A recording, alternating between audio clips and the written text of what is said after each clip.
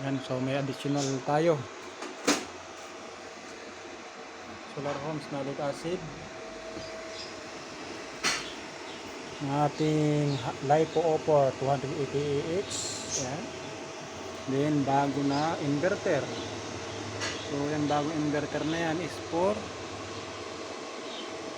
ref and lightings only yan. Yan.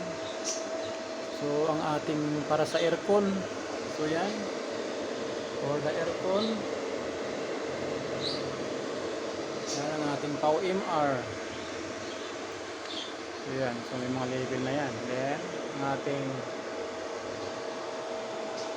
charge controller na old. Yan. So isa yan. So yan, so pumunta yan doon sa isang battery. Dalawa yan, so 200 Ah din yan. So dalawang sit up na battery. Ayan. So 200 Ah, so 12 volt system. Alright.